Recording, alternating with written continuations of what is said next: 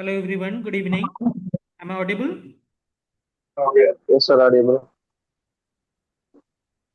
Okay, great.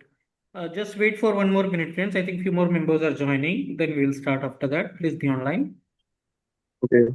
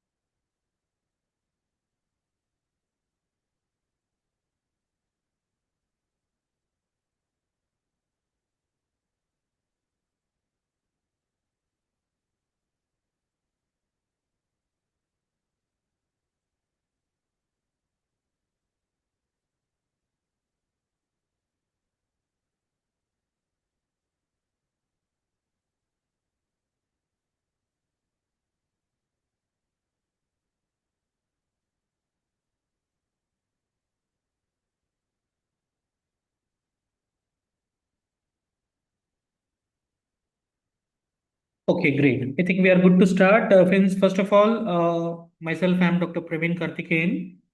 And on behalf of the entire team of Homeo Mirror, I would like to welcome all the members who have already joined our platform. We call it not a platform, we call it as a Homeo Mirror family. There is the reason for that. We'll come to that later. So, first of all, as I said, on behalf of our entire family, we welcome the new members who are going to be a part of our family from today onwards. There are also some members who have joined for the first 4 days of free demo session, and I would request them to please ensure that you are following these sessions regularly, at least for the next 4 days, so that we can convince you that this project is not for any individual, but this project is for homeopathy. This project is for the homeopaths, and this project is for all those poor people who are suffering from n number of chronic complaints for years together. So before we start this journey, first of all, I believe that it is very important for me to explain you in brief what is the background of Homeo Mirror and why this project Homeo Mirror was started and what is the backend reason behind it. By no means, friends, I am comparing myself with any of our great stalwarts, but still, in everybody's life, there is basically a turning point which decides their future. As I said in the very beginning itself, I'm not comparing myself with anyone because I don't feel that whatever I am doing is something great. But what I feel is that the knowledge that I have gained, I'm just trying to share it with all those needy students जिनको उसकी जरूरत है. I'm also understanding that there are many people in this group who are not comfortable with fluent English. They have problem in understanding English. But at the end of the day, what I believe is that understanding is important. Language is not should not be a barrier hurdle. So I want to first of all know those who are attending it online. Of course, for offline, those who don't understand Hindi, we have the English versions of all those videos that we are going to share with you all. But when it is an online session, I just want to confirm. You can confirm in the chat box. How many are there who doesn't understand Hindi at all?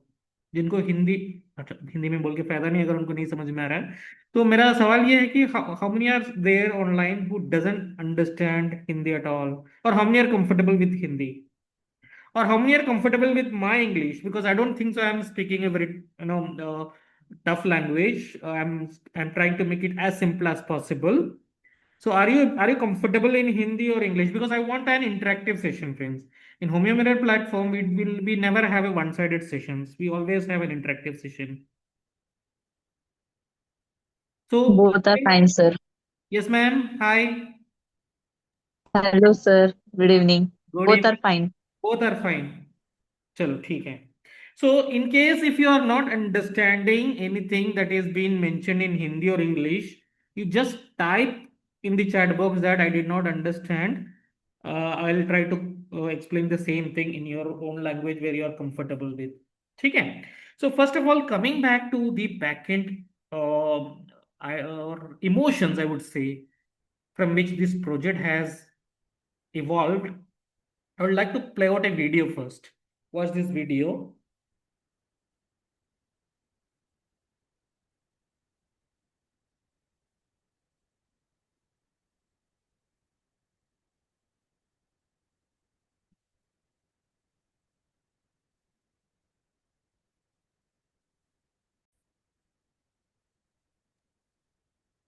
Just confirm me if it is audible or not.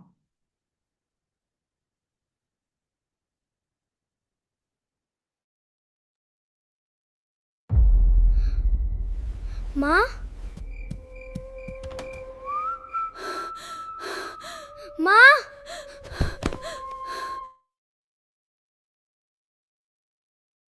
I'll just play it once again. माँ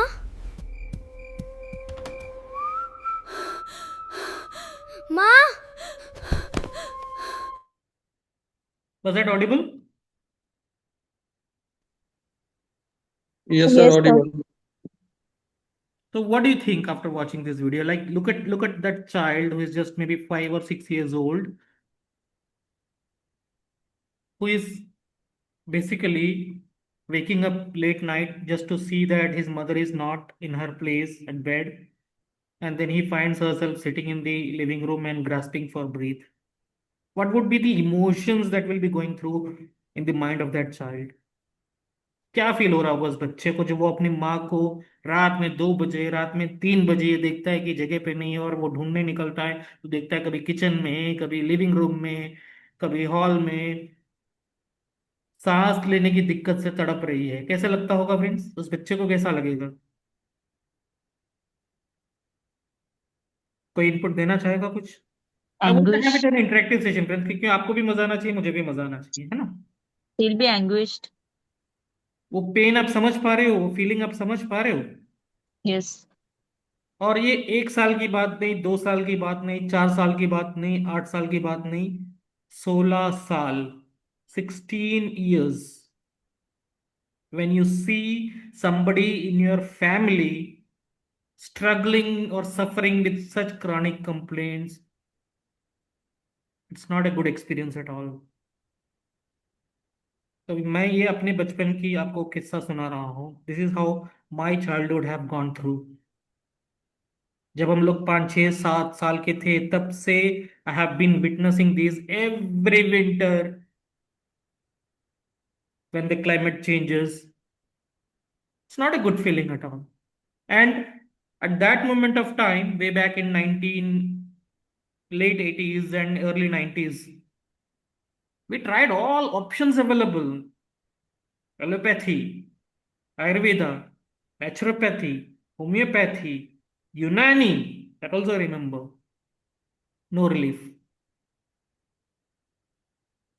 And you would believe, in 2004, after I got passed out, within 6 months, this asthma, which was existing for almost 16 years, got completely cured within 6 months.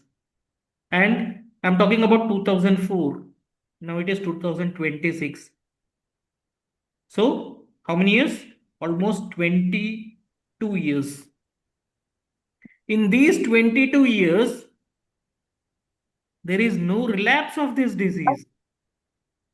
So, when I got these results at my home first time, I thought कि like it should be by hook and crook. मतलब गलती से तुक्का लग गया होगा, वरना 16 साल का 6 महीने में कैसे ठीक हो सकता है? दैट वाज जस्ट कि अब मुझे ये भी लगा था कि चलो हो सकता है कि मम्मी को लगा हो कि बेटे ने दवाई दिया है तो असर करेगा, साइकोलॉजिकल इम्पैक्ट हो सकता है, तो इसकी वजह से ठीक हुआ हो. तो वो क्यूरियोसिटी थोड़ी सी आगे बढ़ी. And the first case outside my family which I got was of a lady who was having migraine since 16 years. जब वो लेडी मेरे पास आई थी तो she was 38 years old and she was having this migraine since 22 years. हमें पता रहता है कि कैसा अप्रोच करना है, क्या करना है, कैसे केस लेना है, कैसे वर्कआउट करना है, लेकिन क्लिनिकल एक्सपीरियंस नहीं होता है बिगिनिंग में। तो हम तो इतना ही कर सकते हैं कि जो पढ़ाया गया है उसको हम अप्लाई करके देखेंगे and let's see if the result comes. तो when I started giving, she came to me for consultation on I think Tuesday, I still remember it. So she was saying that every Monday she used to take leave from office because her hometown was in Trivandrum, Kerala, and I used to stay in Kochi. मतलब almost 6 से 8 घंटे का difference है, travelling है। तो इनका जो परिवार था ये लेडी का, वो ट्रिवेंड्रम में था, तो हर वीकेंड पे वो ट्रिवेंड्रम जाती थी और वापस मंडे को मॉर्निंग में पहुंचने के हिसाब से वो आती थी। So when she used to come back, she used to have migraine and then office से छुट्टी, तो मंडे वो ऑफिस जा ही नहीं सकती। And Tuesday I gave her the medicine. Tuesday, Wednesday, Thursday, Friday, Saturday, Sunday. Monday morning at around 11 o'clock, she called me from her office to inform me that यहाँ पे तो सारे लोग मेरा मजाक उड़ा रहे हैं क्योंकि बहुत महीनों के बाद मैं मंडे को ऑफिस आई हूँ।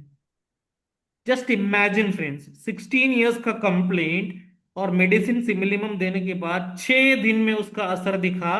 I'm not saying that she was cured in 6 days, but the attack which she used to get every time after traveling, she did not get that time.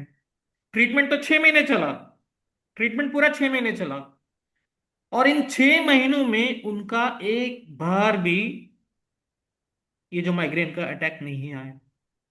तो मेरा कॉन्फिडेंस और बढ़ गया।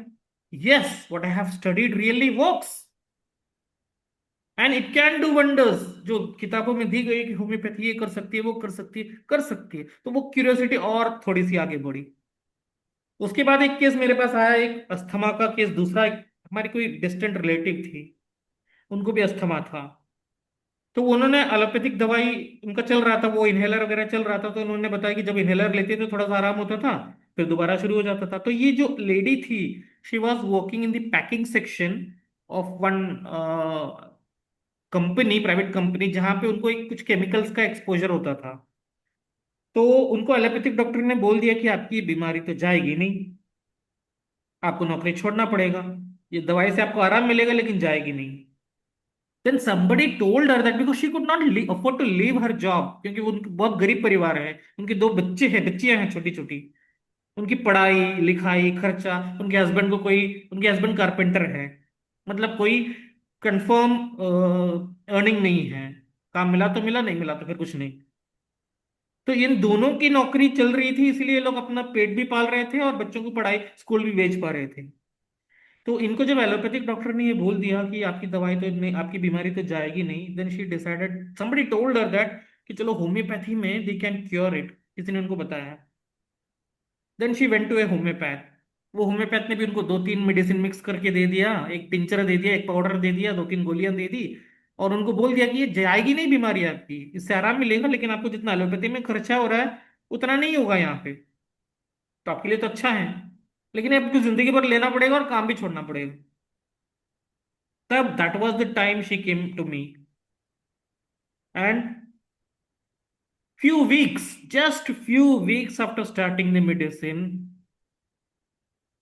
her asthmatic attack had completely subsided, and within 6 to 8 months she was cured. I have the video feedback of that lady. I'll share it with the members in our platform. Maintaining cost doesn't matter.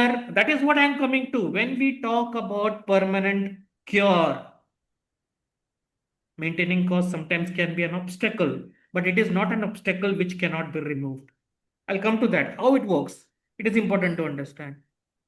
So, like before coming to me, जब उनको allopathic doctor ने भी बोल दिया कि नौकरी छोड़ना पड़ेगा, होम्योपैथिक डॉक्टर ने भी बोल दिया कि नौकरी छोड़ना पड़ेगा, तो उन्होंने डिसाइड किया कि चलो अब तो नौकरी छोड़ने के अलावा कोई और ऑप्शन बचा नहीं है। तो what they decided is that चलो बच्चों को स्कूल नहीं भेजते हैं, बिकॉज सारी चीजों तो एक एक आदमी की कमाई से नहीं होगी।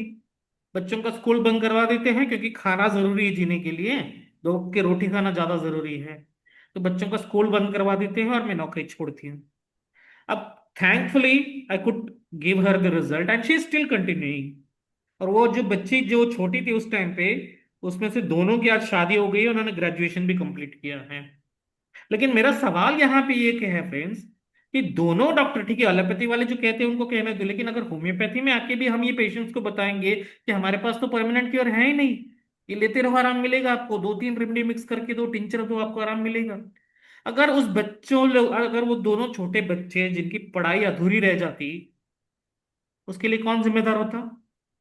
अब मान लीजिए उनकी स्कूल बंद करवा दिए और बाद में उस लेडी को किसी होम्योपैथ ने उसको क्योर किया होता, और वो लेडी फिर उस पहले वाले डॉक्टर के पास जाके ये पूछती कि आपको नहीं करना आता था तो पहले बता देते, आपकी वजह से मेरी बच्चों की पढ़ाई रुक गई, कौन जवाब देगा friends? Is it a mistake और is it a crime when we are not sticking to the guidelines and the path shown by our master? Is it a mistake or is it a crime?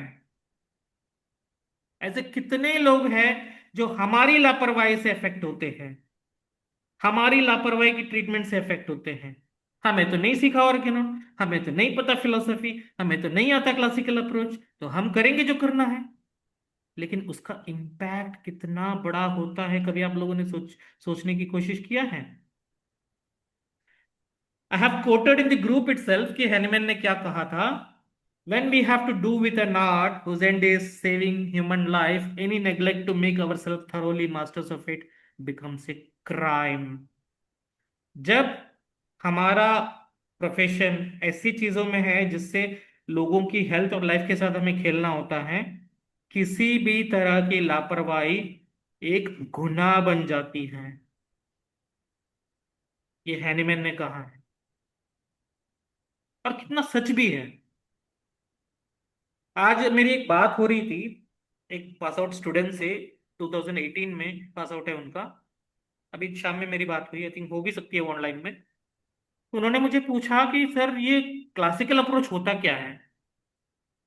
तो मैंने उनको यही जवाब दिया कि जो आप 5 साल मेहनत करते हो, ऑर्गेनॉन पढ़ते हो, फिलोसफी पढ़ते हो, और जिस तरीके की प्रैक्टिस आज लोग करते हुए आप देख रहे हो, क्या दोनों में कोई कनेक्शन है? तो उसने बोला नहीं है सर, बस जो कनेक्शन है वो क्लासिकल होम्योपैथी है। हमारे पास इस प्लेटफॉर्म में कोई नई मेथडोलॉजीज नहीं है, कोई नई डिस्कवरीज नहीं है, ना ही कोई इजी अप्रोच आप लोगों को मैं यहाँ शेयर करने वाला हूँ जिससे कि आपकी प्रैक्टिस इजी हो जाए। मेहनत करनी पड़ेगी, मजे के साथ उस चीज को, मेहनत को कैसे किया जाता है इस प्लेटफॉर्म पे हम आपको दिखाएंगे, ताकि at the end of the day when you go to sleep you can be rest assured that yes, I have done my duty, I have done my justice to my patients. Footnote 148 aphorism 6th edition. Reaching at a simillimum is a laborious task, sometimes very laborious.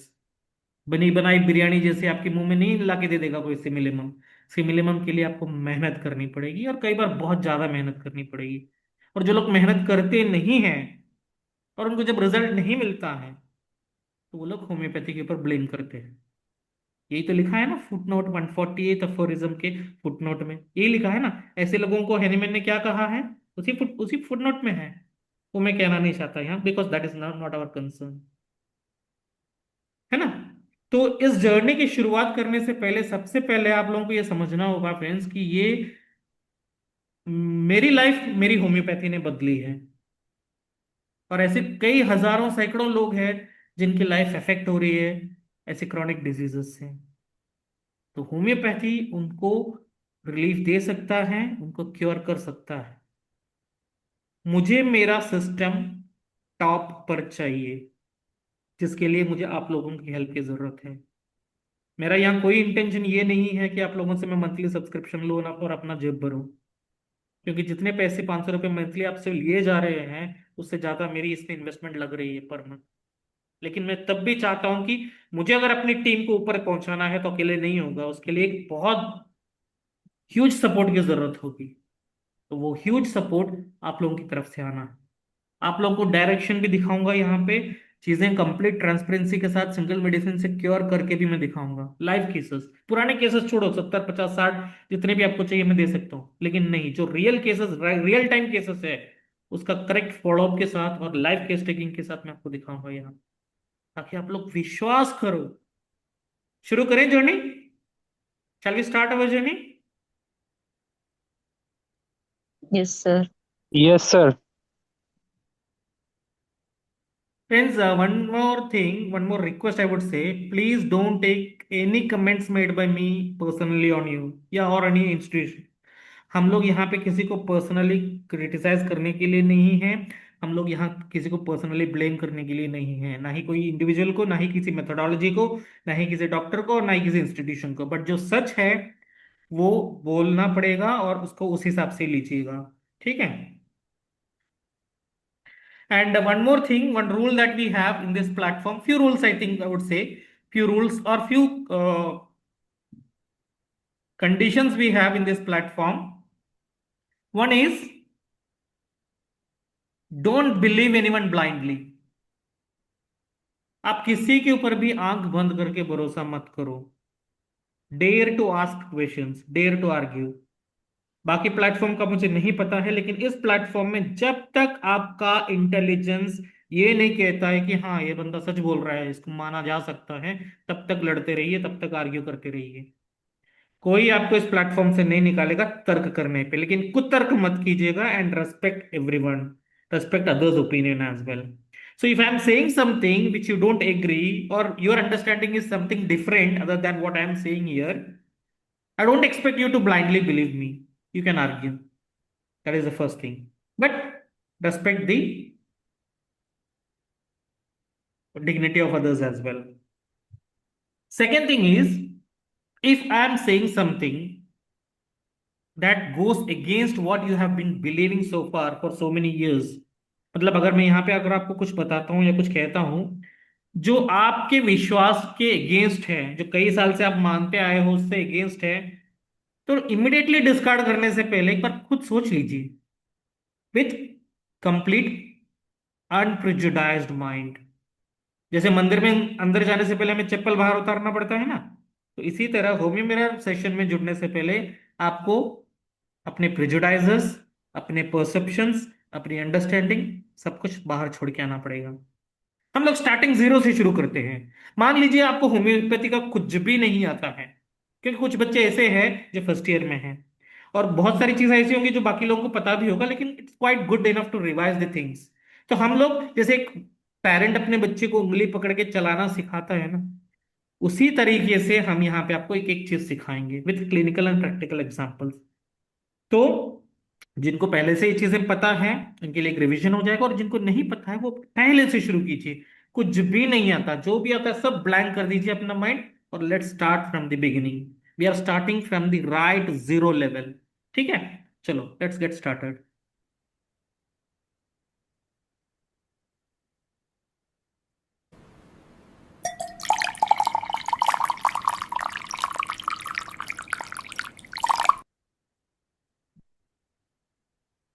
Now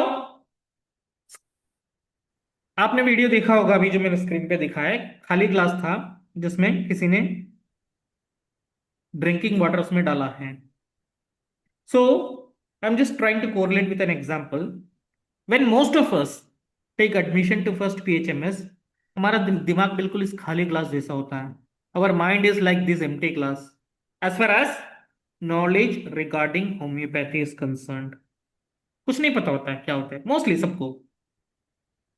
there are can be some exceptions, but majority लोगों को homeopathy का कुछ भी नहीं पता होता जब वो फर्स्ट ईयर में एडमिशन लेते हैं. सही कह रहा हूँ गलत कह रहा हूँ? हाँ फ्रेंड्स, True, sir. सही है सर, सही है. चलो. तो बाय द टाइम आइडियली क्या होना चाहिए, आइडियली मतलब जब सिचुएशंस अपने फेवर में हैं सब, ideally ideally what should happen, by the time we complete those 4.5 years of course, and by the time we get out of our colleges, our mind should be like this, filled with pure homeopathic knowledge. Not completely, क्योंकि complete learning कभी होता ही नहीं है. Homeopathy is such a big ocean of what do you call it, science, that you keep on learning throughout your whole life. आप कभी ये claim नहीं कर सकते हैं कि I have learned everything. But at least from the college, by the time you get passed out, your mind should have that 3/4 quality knowledge regarding what is homeopathy, what are the principles of homeopathy, how homeopathy has to be practiced. ये होना चाहिए, पर होता है? By the time we get out from our colleges, do we have that knowledge? What is the practical experience? होता है? मिलता है हमें कॉलेज से इतना? No, sir. No, sir. College से क्या मिलता है? मैं दिखाता हूं आपको कॉलेज से क्या मिलता है।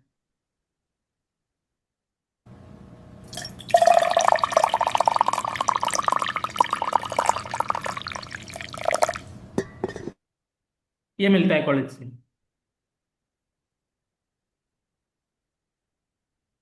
The knowledge that is partially right, partially wrong, half truth, half false, and confusion. This is the situation of each and every student who get passed out. और उसके बाद सोशल मीडिया प्लेटफॉर्म का impact.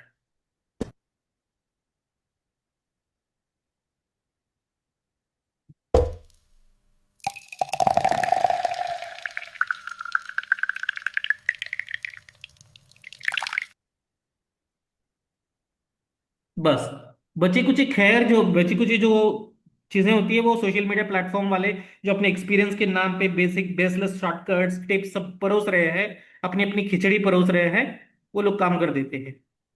तो इस mentality के साथ क्या learning हो पाएगी? अब इस ग्लास में हम लोग कितना भी अच्छा पानी डालेंगे, उसको तो गंदा होना ही है। Then what to do? If we want to fill this glass with pure drinking water, what should be done first? क्या करना चाहिए?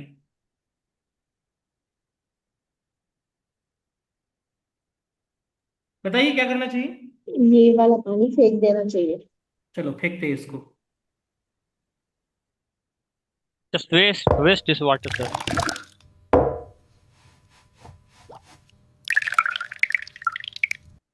Right approach? Yes, sir. So that is exactly what we are going to do from today. आपके दिमाग में जो भी understanding है, आपके दिमाग में जो भी परसेप्शंस है, मैं अपनी तरफ से कुछ नया चीज नहीं बताने वाला हूँ। जो भी बताऊंगा उसका रेफरेंस मैं आपको दूंगा, ठीक है? चलिए, तो मुझे एक चीज बताइए, आप लोग, I think majority are ladies over here, how many are interested in cooking, watching the television cookery shows and trying new new recipes at home? कितने लोगों को इंटरेस्ट है कोई? अच्छा लगता है सर। यस है? Sir, therapy. हाँ, तो आप जिनको इंटरेस्ट है वो किस, उसका प्रोसीजर कैसे होता है? How does it all happen when something new recipe is shown on TV? First of all what you do, you watch that show with utmost attention. आप उसको देखते हो, आप उसको समझते हो, आप उसको अपने दिमाग में रखते हो कि कैसे बनाना है मुझे। करेक्ट है? when you are watching that show, you first of all try to understand and grasp how the entire procedure is, how it has to be prepared, and then you keep that in your memory. और फिर जब घर में कोई नहीं होता है, आपको एक्सपेरिमेंट करने की इच्छा होती है, and then you what you do, you recollect जो आपकी मेमोरी में स्टोर्ड है, whatever is stored in your memory, you recollect that and then you put that into execution. मतलब आपने दिमाग में जो स्टोर किया हुआ है उसको आप रिकलेक्ट करके आप उसको प्रोसीजर से एग्जीक्यूट करते हो।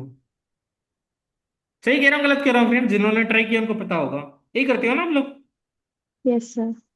अब डिश अगर अच्छा बन जाता है, एकदम परफेक्ट, तो कैसी फीडबैक्स मिलेंगे आपको?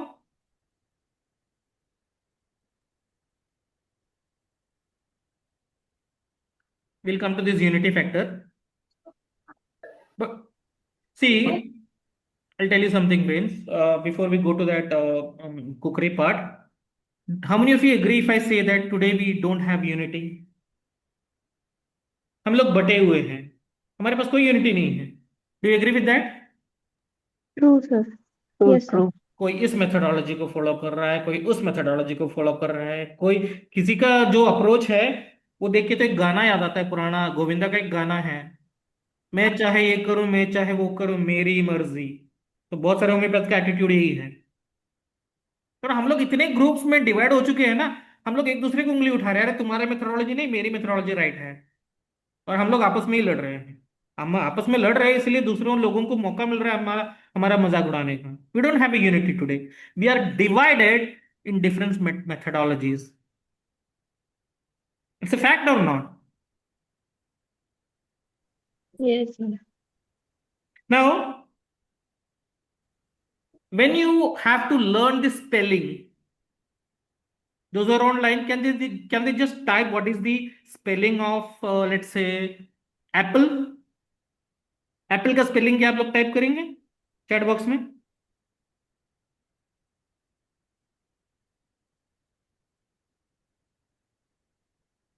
सब लोग उसको एप्पल ही बोलते हैं ना, सब लोग का प्रोनाउंसिएशन भी सेम है, स्पेलिंग भी सेम है, सबका प्रोनाउंसिएशन भी सेम है, स्पेलिंग भी सेम है। क्यों सेम है सबका? Why is that? Everybody is following the same pronunciation and everybody is following the same spelling for a given word? Because do you agree if I say that? Because we consider the dictionary is the authority. Do you agree if I say that dictionary is the authority? We all believe what is given in the dictionary. We will not allow anything other than what is given in the dictionary to be admitted. We will all follow dictionary. Correct है? Correct है? हाँ sir. Sir अब देखिए, spelling के हिसाब से जहां तक बात है या प्रोनाउंसिएशन की जहां तक बात है, हम सारे लोग वही मानते हैं जो डिक्शनरी में दिया हुआ है। हम किसी के साथ फालतू बहस नहीं करते। क्या किसी को ऐसे बहस करते हुए देखा आपने? ये देखिए, CUT कट है तो PUT पुट, TO2 DO2 किंतु GO गो हो जाता है। आप ही बताइए मेम साहब, जब TO2 DO2 तो GO गो क्यों नहीं होता? Do we ask this kind of questions कि जियो गु क्यों नहीं होता? जियो तो गो है। इस तरह का सवाल हम नहीं पूछते हैं ना। पूछते देखा है आपने किसी को? नहीं पूछते हैं, क्योंकि हम सब के लिए डिक्शनरी अथॉरिटी है। अगर डिक्शनरी इस दुनिया में नहीं होता तो क्या होता? क्या होता अगर डिक्शनरी नहीं है इस दुनिया में? तो मैं बताता हूं आपको क्या होता। मैं आपको दिखाता हूं क्या होता अगर डिक्शनरी नहीं होता दुनिया में।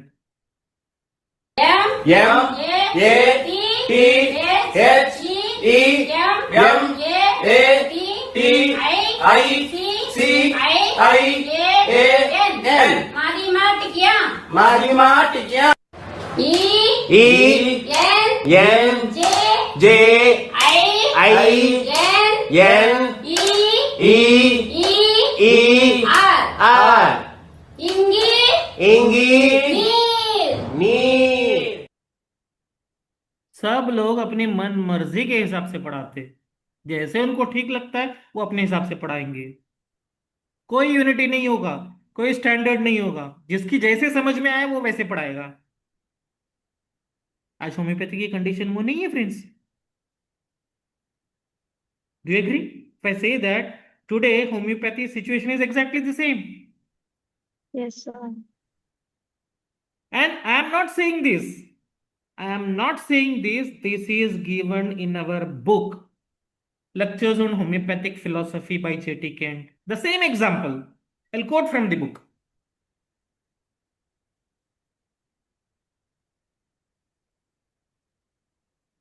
This is taken from Kent's Lectures on Homeopathic Philosophy. All men are prejudiced. Man is fixed in his politics, fixed in his religion, fixed in his ideas of medicine, and because of his prejudice, he cannot reason. You need only talk to him for a moment on these subjects, and he will begin to tell you what he thinks. He gives his opinion as if it has anything to do with it. वो अपनी मनमर्जी से हिसाब से explain करे। पूछो कोई चीज, आप उनसे पूछो, उनको जैसे समझ में आया वो खिचड़ी परोसेंगे अपनी। Men of present day cannot recognize law and hence they are prejudiced. But when men have an authority on which they can rest, they can get rid of these prejudices. अगर ये prejudices से हमें निकलना है तो हमें authority को पहचानना होगा, अथॉरिटी को मानना होगा, अथॉरिटी को फॉलो करना होगा।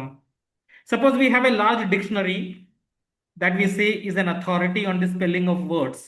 जो मैंने एग्जांपल अभी आपको दिखाया, मैं बुक से ही कोट कर रहा हूं आपको.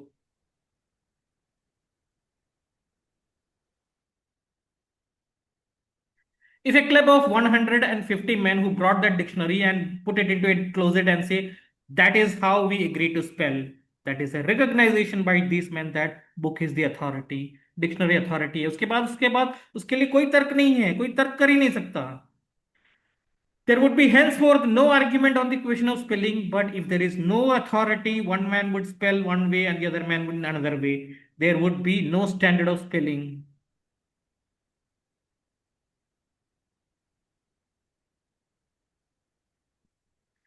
Such is the state of medicine at present day. There is no standard authority. One book is authority in one school, and in another school they have another book. So there is confusion.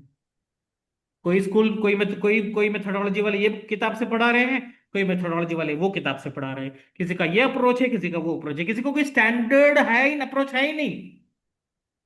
इसीलिए आज पूरा confusion है, इसीलिए आज हम बटे हुए हैं. How many of you agree with this? But can't methods evolve with time as disease? Yes, we'll come to that. We'll definitely come to that. Last 10 minutes I'll give you for asking your questions, friends. Don't hesitate to raise any questions. I'll ask before winding it up. Last 10 minutes I'll give you to ask your questions. So, how many of you, other than the one member who had asked this question, how many of you agree with what I said? कितने लोग इसके agree करेंगे? Totally agreed sir, सही बात है. तो हमें क्या करना होगा? हमें सबसे पहले ये सीखना होगा कि ऑर्गेनॉन में क्या दिया हुआ है, फिलॉसफी में क्या दिया हुआ है. So we are going to start with understanding some of the basic concepts of Organon and philosophy. Shall we start? Interested? Yes, sir. Yes, sir. Chalo, it's a video. I'm playing it. The video is in Hindi, but once the video is done, or in between, I'll pause it and I'll explain in English as well. But I think majority are here who understands Hindi. So those who don't understand Hindi, in between I will pause it and I'll explain in English.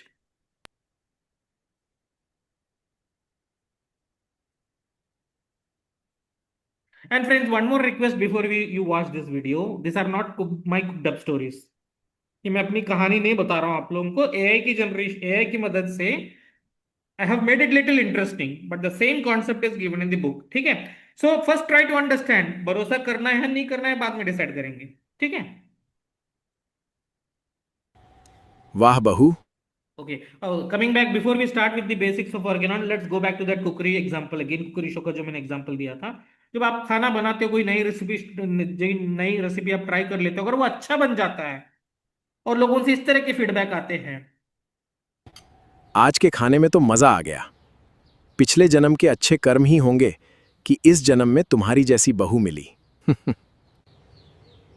बहू, सच में बहुत अच्छा खाना बनाती हो तुम. सदा खुश रहो बेटी.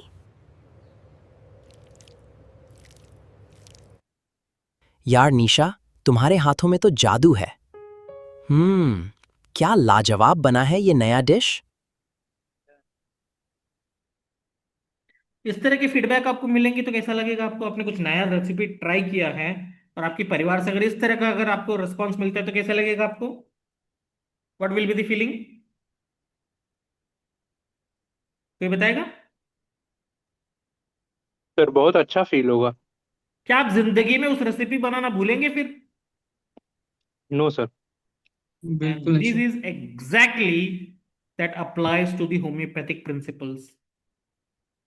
और ये भी मैं नहीं कह रहा हूं, ये भी किताब में ही दिया हुआ है. मैंने तो सिर्फ एक सिंपल कोरिलेटिंग एग्जांपल से आपको समझाने की कोशिश किया, लेकिन मैं किताब से कोट करता हूं. Quoted from lesser writings by J.T. Kent.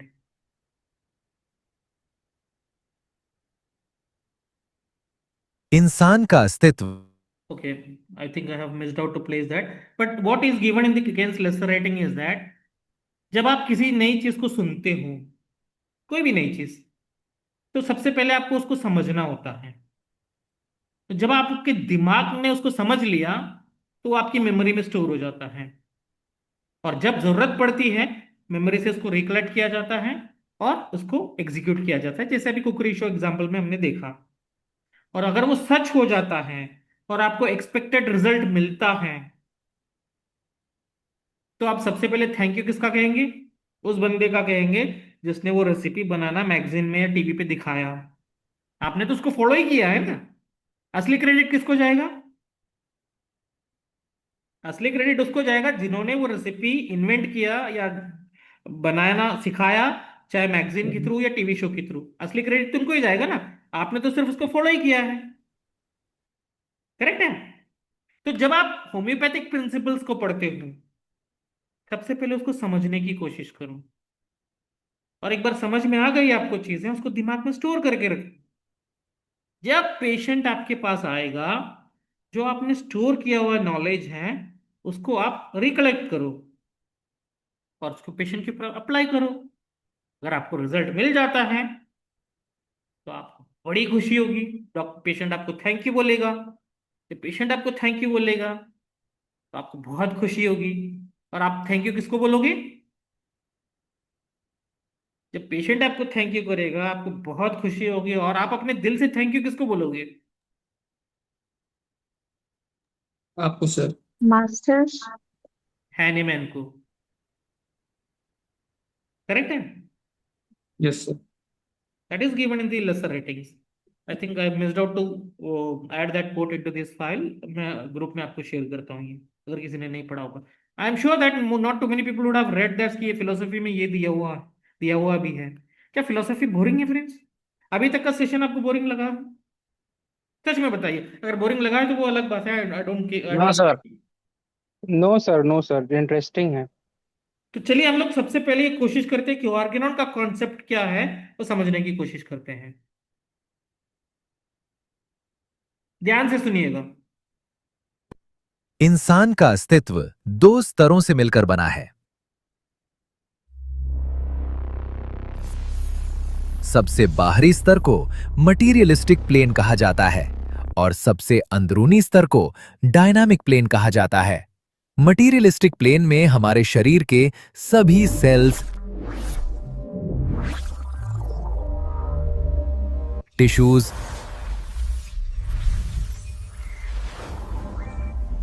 Organ, nerves और ब्लड वेसल्स शामिल हैं। वहीं डायनामिक प्लेन हमारी वाइटल फोर्स, जीवन शक्ति, हमारी विल, इच्छा शक्ति, हमारे इमोशंस, भावनाएं और हमारी बुद्धि व समझ से मिलकर बना है। हमें यह ध्यान रखना होगा कि ये दोनों प्लेन्स एक दूसरे से गहराई से जुड़े हुए हैं और ये अलग अलग अस्तित्व में नहीं रह सकते। So what is mentioned so far is that our body is made up of two planes. The outermost plane is called as the materialistic plane, जिसको हम अपना भौतिक शरीर कहते हैं, the materialistic body, and the inner plane is called as the dynamic plane. The materialistic plane consists of all the cells, tissues, nerves, blood vessels, organs. It consists of everything. And the innermost dynamic plane is composed of the vital force. Then we have our will and emotions. Then we have our intellect and understanding. So that is how the dynamic plane is composed of. We have to keep in mind that these two planes are always interconnected with each other. They cannot exist in isolation. If one is destroyed, the other automatically gets destroyed as well. Like आप लोग देखे होंगे कि बड़े बड़े जब accident होते हैं ना, तो बहुत सारे लोगों की ऑन द स्पॉट डेथ हो जाती है। क्यों डेथ होती है? क्योंकि ऐसे सीवियर एक्सीडेंट में मटेरियलिस्टिक बॉडी इस लेवल तक डैमेज हो चुकी होती है कि जहां से रिकवरी पॉसिबल नहीं है। तो मटेरियलिस्टिक बॉडी का नाश हो गया तो डायनामिक प्लेन वाइटल फोर्स का भी नाश हो जाता है।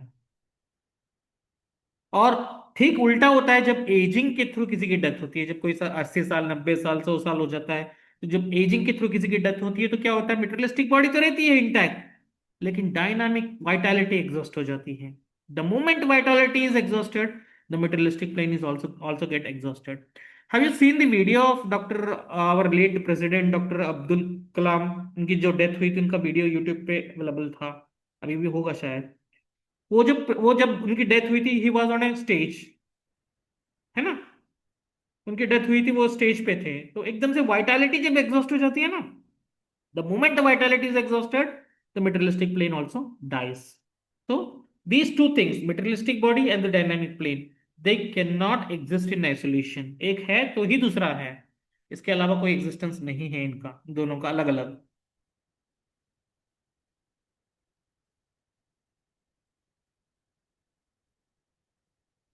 अब फिजियोलॉजी में हम सब पढ़ते हैं कि स्किन का सबसे महत्वपूर्ण काम सुरक्षा है। The most important function of skin is protection, right? Protection from what? Protection from what?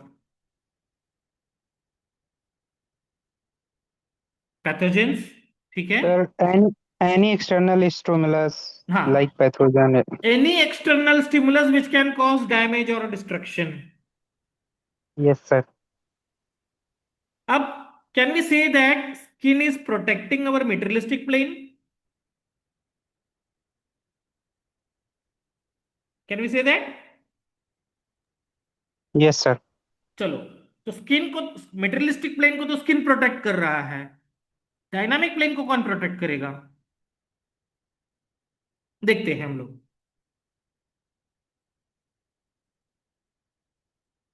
किसी भी ऐसे बाहरी स्टिमुलस से सुरक्षा जो नुकसान या विनाश का कारण बन सकता है। तो दूसरे शब्दों में हम कह सकते हैं कि स्किन हमारे मटीरियलिस्टिक प्लेन की रक्षा करती है। ठीक इसी तरह डायनामिक प्लेन भी एक सुरक्षा कवच से सुरक्षित रहता है जो डायनामिक लेवल पर मौजूद होता है, जिसे डायनामिक प्रोटेक्टिव कवरिंग कहा जाता है। The dynamic plane is also protected by a covering which is called as the dynamic protective covering. इसको हम लोग मॉडर्न लैंग्वेज, मॉडर्न सिस्टम की लैंग्वेज में we can compare it with immunity. आप लोग जो लोग अलाइड सब्जेक्ट्स का या एलोपैथिक मॉडर्न सिस्टम का नॉलेज रखते हैं, can you tell me any specific lab test which will confirm how much the immunity of a person is? क्या कोई ऐसा टेस्ट है जिससे पता लगाया जा सकता है कि ये बंदे की इम्यूनिटी कितनी है कोई टेस्ट?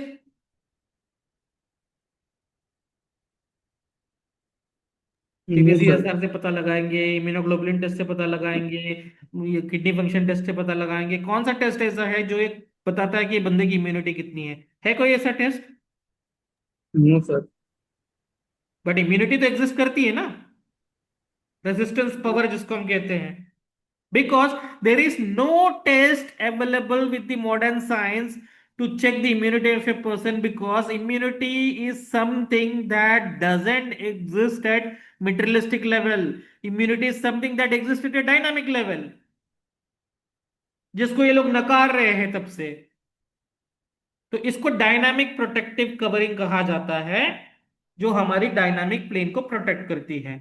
अब आपसे मेरा एक सवाल है, अकॉर्डिंग टू ऑर्गेनॉन, हम लोग कहते हैं ना कि वाइटल फोर्स जब डिरेंज हो जाता है तो आदमी बीमार पड़ता है। When we say that when the vital force is derange the person becomes sick. तो my question is, what deranges the vital force according to Organon?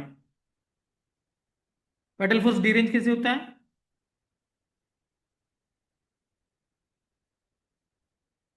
कौन करता है वाइटल फोर्स को derange? Anybody want to comment? गलत हुआ तो हुआ, कौन सा मार्क्स कटने वाले friends? No, it is not mental level. हाँ, On mental level. those are secondary factors.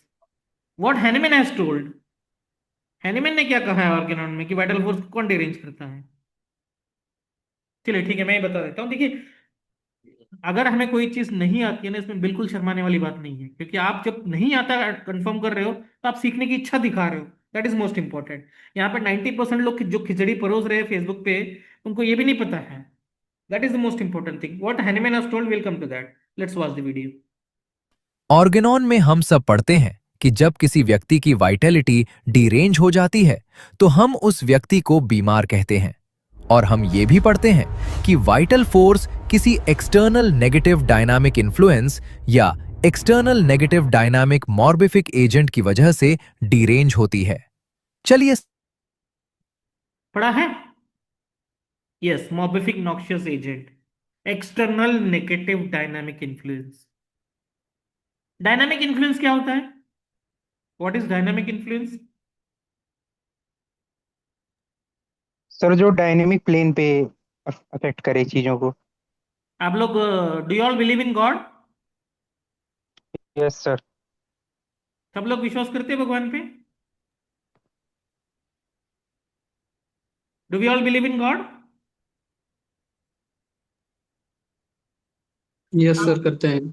आप जब मंदिर जाते हो, मस्जिद जाते हो, चर्च जाते हो, गुरुद्वारा जाते हो, वहां से आपको क्या मिलता है?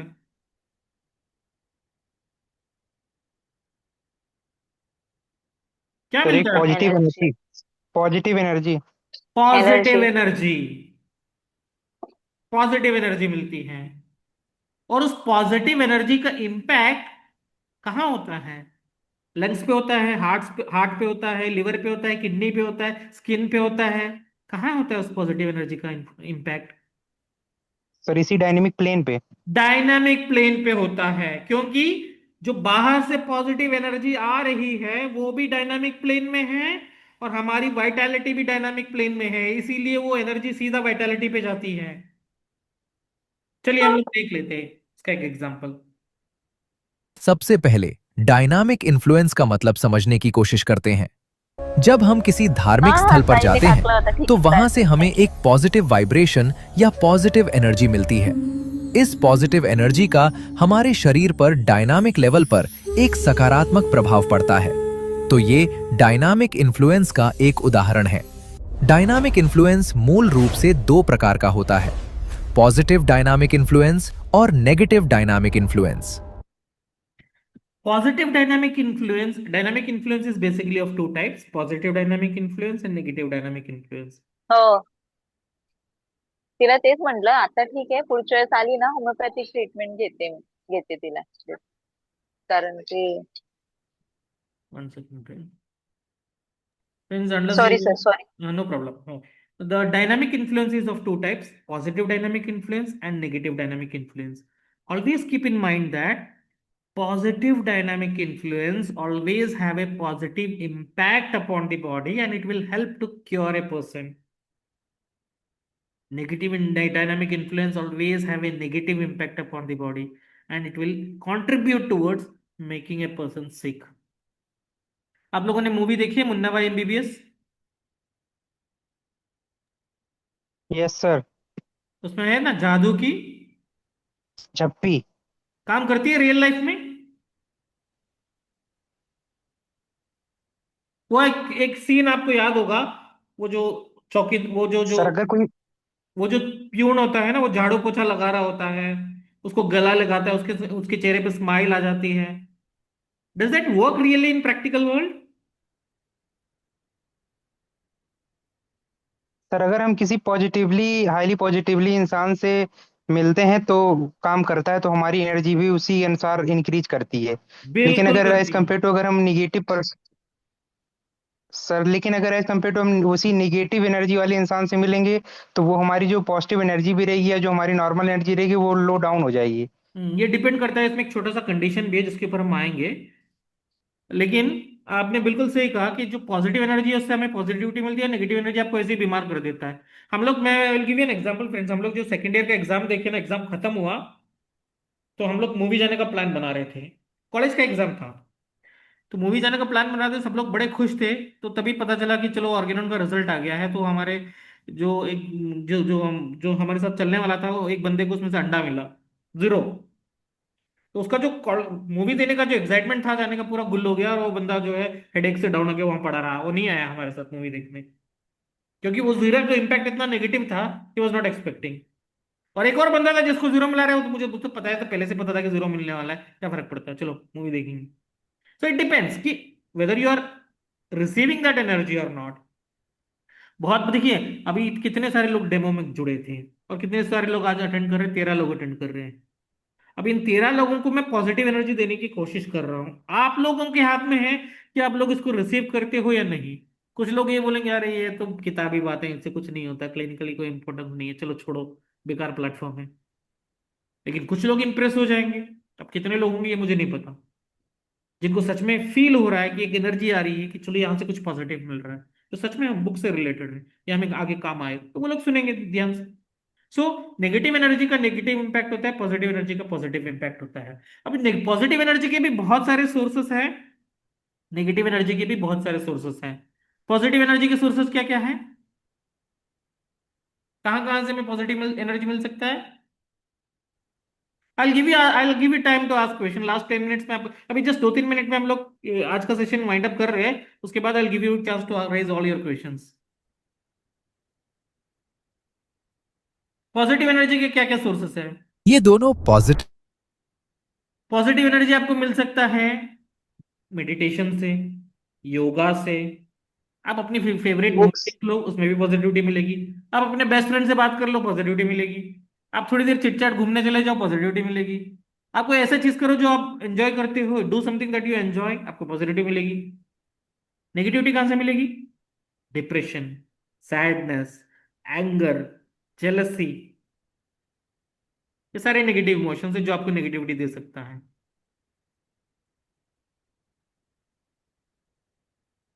और नेगेटिव डायनामिक इन्फ्लुएंस हमेशा हमारे आसपास मौजूद रहते हैं, लेकिन जब तक डायनामिक प्रोटेक्टिव कवरिंग की स्ट्रेंथ मजबूत है, नेगेटिव डायनामिक इन्फ्लुएंस वाइटैलिटी पर एक्ट नहीं कर पाएगा और उसे डिरेंज नहीं कर पाएगा. So we have to keep in mind that we have talked about the dynamic protective covering. So as long as the dynamic protective covering is strong, the vitality remains in order. The negative dynamic influence will not be able to act upon the vital force. चलो हमको cricket में interest है कोई ऐसा नए batch में? हाँ, हर batch से मैं सवाल करता हूँ क्योंकि होम्योपैथी में आने से पहले क्रिकेट मेरा पहला पैशन था, अब वो दूसरा हो गया है. तो मैं हर बैच में जब नए बच्चे आते हैं तो मैं उनसे सबसे पहले यही सवाल पूछता हूँ कि है कोई ऐसा जिसको क्रिकेट में इंटरेस्ट है कोई? नहीं है कोई?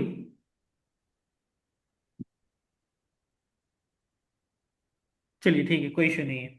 लेकिन आप लोगों को पता होगा कि जो एक हमारे पुराने प्लेयर थे डॉक्टर राहुल द्रविड़, उनको क्या सर, क्या किसमें इंटरेस्ट है? क्रिकेट क्रिकेट क्रिकेट ओके नहीं ओके. है? नहीं, I play badminton and table tennis अच्छा एट ओके, ठीक है, नो इश्यूज. State level. ठीक है, नो इश्यूज. अब देखिए, एक प्लेयर होते थे राहुल द्रविड़ करके, उनको द वॉल माना जाता था क्योंकि जब भी इंडिया हारने की पोजीशन में होती वो दीवार की तरह बीच में खड़े हो जाते थे. तो इसी तरह ये डायनामिक प्रोटेक्टिव कवरिंग है, वो हमारा राहुल द्रविड़ जैसा है, एकदम वॉल है. जब तक वो इंटैक्ट रहेगा, अंदर के वाइटल फोर्स को कोई छू नहीं सकता. चाहे आप बाहर से नेगेटिविटी कितना भी आए, जब तक वाइटैलिटी जब तक ये डायनामिक प्रोटेक्टिव स्ट्रांग है, the vitality remains intact, the vitality doesn't get deranged. But बहुत सारी ऐसे कंडीशन है जो वाइटैलिटी, जो डायनामिक प्रोटेक्टिव कवरिंग की जो मैं बात कर रहा हूं, the strength of this dynamic protective covering depends on various factors. Will discuss that factors later. कल के सेशन में हम डिस्कस करेंगे कि कौन से फैक्टर्स है जिसके ऊपर ये डायनामिक प्रोटेक्टिव कवरिंग की स्ट्रेंथ डिपेंड करती है. लेकिन जब डायनामिक प्रोटेक्टिव कवरिंग की स्ट्रेंथ वीक हो जाएगी तो क्या होगा? जब तक स्ट्रांग है ठीक है, लेकिन जब डायनामिक प्रोटेक्टिव कवरिंग की स्ट्रेंथ कमजोर हो जाती है, तो external negative dynamic influence vitality पर एक्ट करने में सक्षम हो जाता है और उसे डिरेंज करने की कोशिश करता है. अब यहां दो पॉसिबिलिटीज हो सकती हैं. ध्यान से सुनिएगा. एक, अगर vital force external negative dynamic agent के इंपैक्ट से ज्यादा स्ट्रांग है, तो उस केस में कमजोर नेगेटिव डायनामिक इन्फ्लुएंस फिर भी वाइटल फोर्स को डिरेंज नहीं कर पाएगा और वो व्यक्ति हेल्दी बना रहेगा.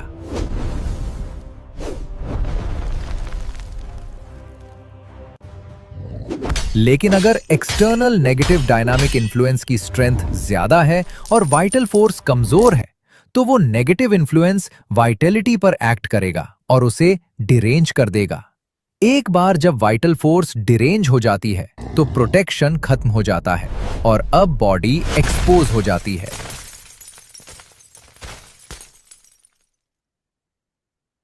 आप लोग थिएटर में मूवी देखने जाते हो? Okay, just let me Yes, explain sir. this in English. Just let me explain this in English. As long as the dynamic protective covering is strong, you remain healthy, your vital force remains in order. But the moment your vital force, the strength of the dynamic protective covering becomes weak, then this negative influence will be able to act on the vital force and it will try to derange the vital force. It depends ki whose strength is more. If the strength of the vital force is more and the strength of the external negative dynamic influence is weak, then still the person remains healthy. But if the influence of the external negative dynamic influence is very strong and vital force is weak, then the vital force get deranged. So once the vital force is deranged, the protection is lost. 10th aphorism. Protection, vital force is responsible for protection and self preservation. 10th aphorism में पढ़ते हैं ना, ये protection होता है, self preservation होता है. जब वाइटल फोर्स खत्म हो जाती है तो आदमी का शरीर भी सड़ना शुरू हो जाता है, because preservation is lost. Protection is lost, बीमार पड़ता है. प्रिजर्वेशन इज लॉस्ट, आदमी का शरीर सड़ना शुरू हो जाता है जब मर जाते हैं तो, क्योंकि प्रिजर्वेशन भी लॉस्ट है, प्रोटेक्शन भी लॉस्ट है ना. तो यहां पे आपको ये समझना है कि जब तक वाइटल फोर्स ऑर्डर में है, we are living a healthy life. The moment vital force is deranged, we are exposed. आप लोग मूवी देखने जाते हो थिएटर में? थिएटर में मूवी देखने जाते हो आप लोग? Yes sir. मूवी शुरू होने से Yes, पहले sir. एक ऐड आता है या एक वार्निंग आती है, स्टैट्यूटरी वार्निंग. Yes sir. क्या है? Tobacco Smoking smoking is is injurious to health, tobacco smoking causes cancer. देखा होगा आप लोगों ने. Yes sir. मेरा सवाल यहाँ पे ये है कि दुनिया में जितने लोग भी सिगरेट पीते हैं सबको कैंसर होता है?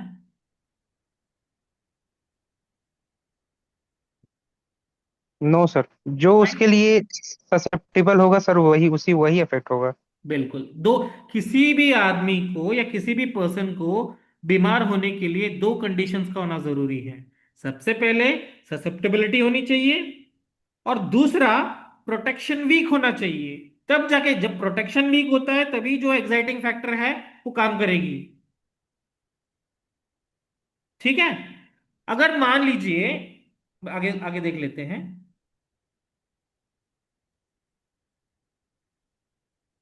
मान लीजिए ये व्यक्ति जो आपकी स्क्रीन पर दिख रहा है वो लंग कैंसर के लिए ससेप्टेबल है और वो सालों से सिगरेट पीता आ रहा है.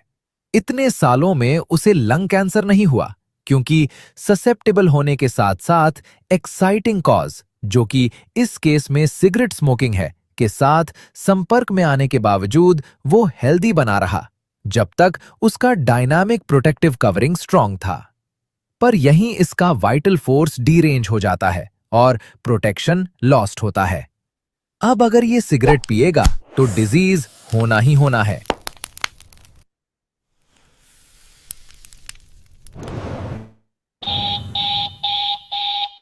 Understood? The moment your dynamic protective covering becomes weak and you get exposed to the exciting factor, if you have the susceptibility, you will become sick. समझ में आया अभी तक? Yes sir. क्लियर है किसी को? डाउट के लिए मैं समय दूंगा और 2 मिनट का वीडियो है वो देख लीजिएगा. अब हमें सबसे इंपॉर्टेंट सवाल ये है कि हमारी मेडिसिन कहाँ काम करती हैं.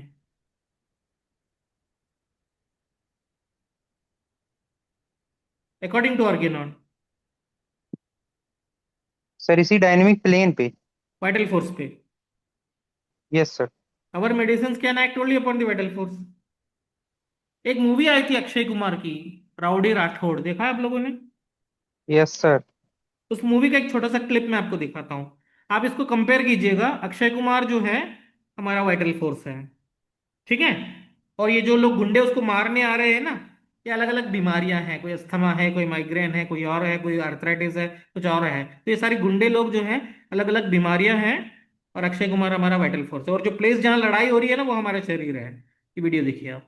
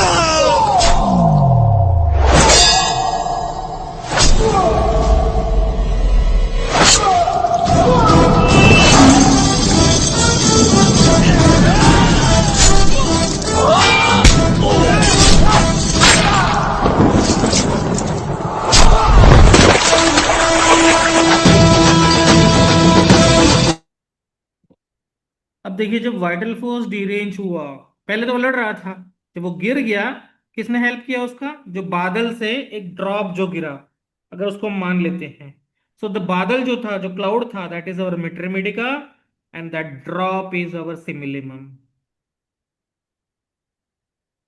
What we do with the simillimum is nothing but give that extra power to the vitality. बाकी लड़ना तो vitality का ही काम है. हमारा शरीर, हमारी मेडिसिन नहीं लड़ती बीमारियों से, हमारी मेडिसिन सिर्फ vitality के लेवल पे ही जाती है, vitality पे ही काम करती है. Rest everything is done by the vitality. Understood? With this video, we are winding up today's session. I'll open the group for the questions. जिनके भी सवाल है पूछ सकते हैं, लेकिन अगर सवाल नहीं है आप लोगों के तो कम से कम एक फीडबैक दीजिएगा आज का सेशन कैसा रहा आपके लिए.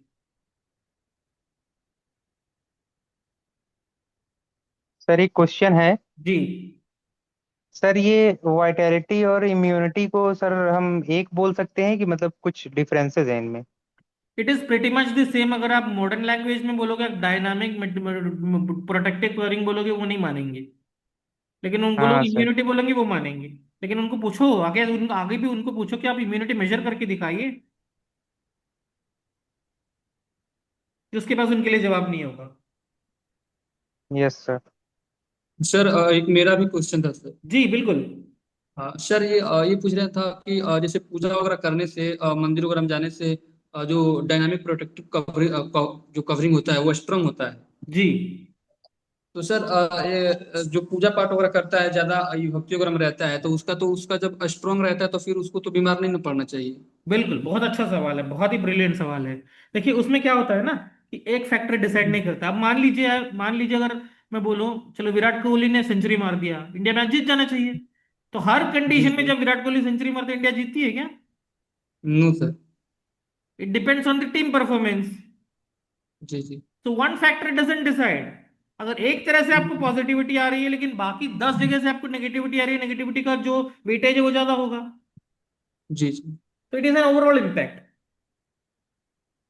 और सर एक वो जो बताए थे थोड़ा सा, वो जो लंग्स कैंसर वाला, ससेप्टिबिलिटी वाला, और जो वाइटल फोर्स का जो रेंज, उसको थोड़ा सा एक बार समझा हम लोग दीजिए सर. डिटेल में ससेप्टिबिलिटी टॉपिक पे जाएंगे. इसका रिकॉर्डिंग तो आप सुन लीजिएगा दोबारा, फिर भी आपको डाउट है तो in detail we will be discussing the susceptibility अभी हमारे आगे के कोर्स में. जी. ठीक ओके, है. मतलब सर जो बीमारियां होती है पहले, वो डायनामिक प्रोटेक्टिंग नहीं, कवरिंग को पहले देखिए, आपको कौन सी बीमारी होना है ये पहले जी से जी. डिसाइडेड है. जी पहले से डिसाइडेड है. आप जब जन्म लेते हो तभी से डिसाइडेड है कि आपको कौन सी बीमारियां हो सकती है. उसी को हम लोग ससेप्टिबिलिटी बोलते हैं. That is something that we get by birth. तो जब तक आपका प्रोटेक्शन स्ट्रांग है आप बचे रहोगे. जी. जी. लेकिन जिस मोमेंट आपका प्रोटेक्शन वीक हो गया और आप एग्जाइटिंग फैक्टर के नजदीक आ गए, कांटेक्ट में आ गए, आपको बीमारी हो जाएगी. आप लोग में से कितने लोग जो प्रैक्टिस कर रहे हैं ना, उनको पूछिएगा, जो भी मोस्टली क्रॉनिक डिजीज आते हैं ना, उसमें फैमिली हिस्ट्री होती है. माइग्रेन हो, हार्ट डिजीजेस हो, डायबिटीज हो, हाइपरटेंशन हो, थायराइड प्रॉब्लम हो, मेंस्ट्रुअल प्रॉब्लम हो, जो भी हो, mostly family problem, family history रहती है उसमें. क्योंकि वो लोगों ने ही आपको दिया है वो शरीर, वो लोगों ने ही आपको माइजम्स दिए हैं, वो लोगों ने ही आपको ससेप्टिबिलिटी दी है. Will discuss on this all this topic detail. Any other questions? मतलब सर एक और चीज पूछना, जो डायनामिक प्रोटेक्टिंग जो कवरिंग होता है, पहले उसको, जो बीमारियां होती है पहले उसको तोड़ता है, फिर जाके उस पे अटैक करता है ना, वाइटल फोर्स पे. नहीं, vital force is responsible for these keeping these dynamic protective covering strong. जैसे मान लीजिए जी आपका एक बहुत बड़ा घर है और आपके घर में मान लीजिए 10-15 करोड़ रुपए कैश रखा है. ठीक है. जी. तो आपको कौन प्रोटेक्ट करेगा? आप जिस एम्प्लॉय, जो जो भी आप सिक्योरिटी गार्ड आप अपने सैलरी देके आप उनको हायर करोगे, वो लोग प्रोटेक्ट करेंगे ना. जी. जी. तो आपके हाँ, हाथ फर्स्ट में है ईयर कि का कितना देखो. स्ट्रांग उनको बनाना है. हाँ हाँ.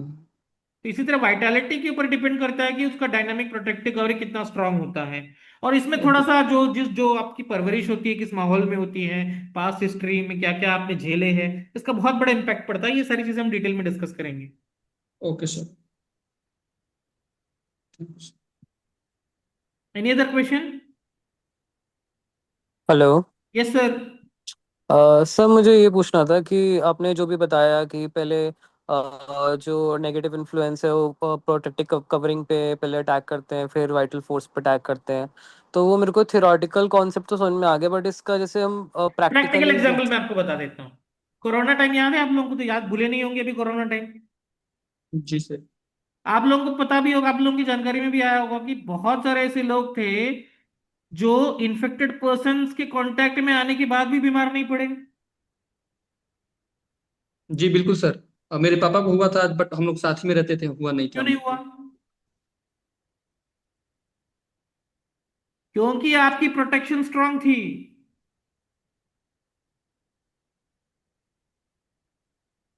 आई बात समझ में? Yes sir. जब यस तक सर। जब तक आपकी, अच्छा अभी मान लीजिए एक और एग्जांपल देते, चलिए कोरोना तो एक्यूट केस हुआ, तो एक्यूट केस में कुछ और फैक्टर्स भी कंसिडरेशन में आते हैं, क्योंकि एक्यूट केसेस की ससेप्टेबिलिटी ओवरऑल कॉमन ही होती है। लेकिन क्रॉनिक केस में अभी आप देखिए, आप लोग के घर में किसी के घर में ग्रैंड पेरेंट्स हैं? मैटरनल पैटर्नल ग्रैंड पेरेंट्स है किसी के घर में? यस सर है।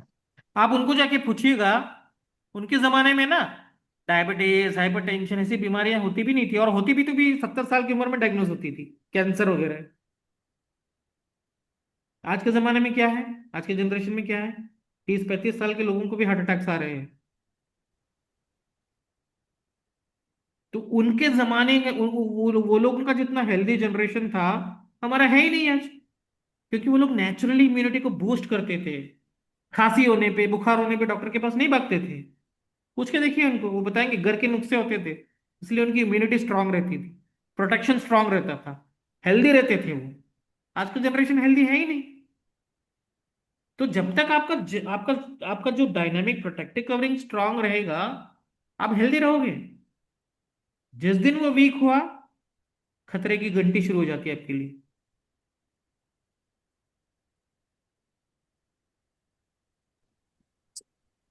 सर आपने जो बताया था कि इम्यूनिटी जब वीक होती है तब वो उसके बाद भी वाइटल फोर्स लड़ती है, तो ये भी ट्रू होता है ना? जी ये भी ट्रू होता है। अभी मान लीजिए मलेरिया किससे होता है? मच्छर काटने से। वो तो एक कैरियर एजेंट है मच्छर, तो actually it is a parasitic infection, correct है। फीमेल एनाफिलस मस्किटो कैरी करती है वो पैरासाइट को। हम्म। और अगर मान लीजिए किसी फीमेल एनाफिलस मस्किटो के अंदर वो पैरासाइट है, और उसने किसी एक 10 आदमी को काट लिया, क्या 10 के 10 लोगों को मलेरिया होगा?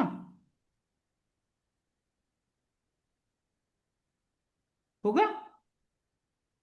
नहीं होगा ना। No sir. जिसका इम्यूनिटी स्ट्रांग है वो लड़ेगा, बीमार होने ही नहीं देगा। अगर ससेप्टिबिलिटी भी है, तब भी जिनको ससेप्टिबिलिटी है सारे लोग बीमार नहीं पड़ेंगे जब तक वाइटलिटी स्ट्रांग है। तो वाइटलिटी को बूस्ट करके रखना बहुत जरूरी होता है। वही हमारी मेडिसिन एग्जैक्टली करती है, और कुछ नहीं करती हमारी मेडिसिन।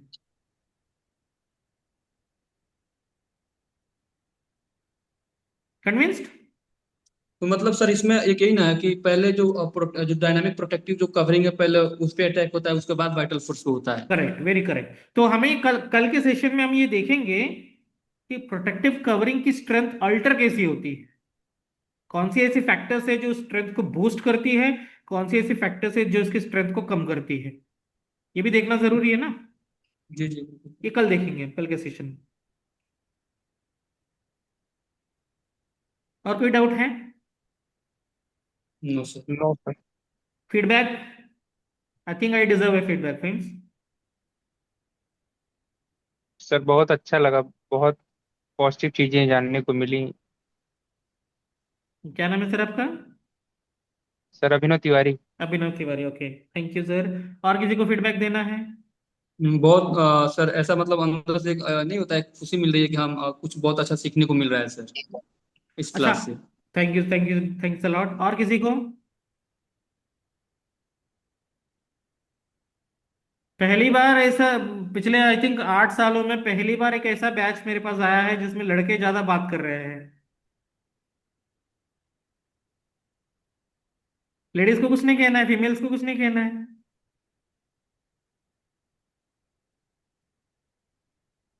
हाँ, आप व्हाट्सएप ग्रुप में भी फीडबैक दे दीजिएगा, अगर आपको टाइप करने में या बोलने में दिक्कत हो रही है तो अपने व्हाट्सएप ग्रुप में फीडबैक जरूर दे दीजिएगा आज के सेशन के बारे में।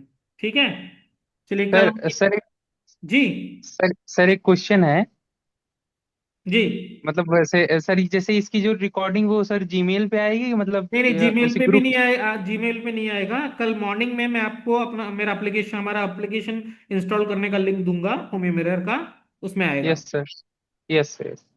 कल मॉर्निंग में मैं दूंगा आपको 11 बजे के आसपास। Okay okay okay sir, thank you sir. और किसी का कुछ कहना है? आज के लिए वाइंड अप कर लें। आज तो लंबा चला फ्रेंड्स, लेकिन कल से 40 मिनट ही रहेगा एक सेशन, और उसके बाद हमारा केस डिस्कशन सेशन होगा। चलिए, आप लोगों ने जिन लोगों को भी फीडबैक देना है व्हाट्सएप ग्रुप में, कम से कम मुझे ऐसा लगता है कि मेरा एक फीडबैक तो बनता है। ठीक है, तो जो भी है फीडबैक अपने व्हाट्सएप ग्रुप में आप दे दीजिएगा। ठीक है। So thanks a lot friends for attending the session online. और जितना आप ऑनलाइन रहेंगे, इंटरेक्टिव रहेंगे, बहुत सारी चीजें मैं आपको लिटरेचर से दिखाऊंगा। और जो भी कुछ मैंने आप लोगों को आज बताया है, अगर उसको आप सॉरी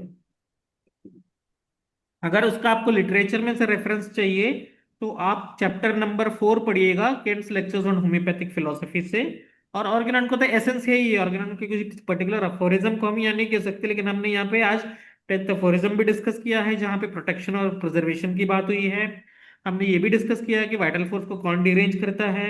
हमने ये भी डिस्कस किया है कि मेडिसिन का एक्शन कहाँ पे होता है। ये सारी चीजें एक पर्टिकुलर अफोरिज्म में नहीं, बल्कि ओवरऑल ऑर्गेनान का एसेंस है। तो अगर जो जो मैंने जो मेटेरियलिस्टिक प्लेन, डायनामिक प्लेन वगैरह की जो बात की है, वो आपको रेफर करना है chapter number 4 lectures on homeopathic philosophy. आप पढ़ लीजिए उसको, और इजी से आप समझ पाएंगे। So with that note I am winding up today session, and I would request you all कि अगर आपको अच्छा लगा है तो अगले 3 दिन के सेशन के लिए अपने फ्रेंड्स को भी इन्वाइट कीजिएगा। 4 दिन का सेशन फ्री है, और 4 दिन के अंदर आपको एक क्लैरिटी मिल जाएगी कि इस प्लेटफॉर्म से आपको आगे क्या क्या मिल सकता है। तो जिन लोगों ने अभी ऑनलाइन फीडबैक नहीं दिया है, प्लीज कम से कम व्हाट्सएप पे एक फीडबैक जरूर डाल दीजिएगा। Thank you and good night to all. Thank you sir, good night sir.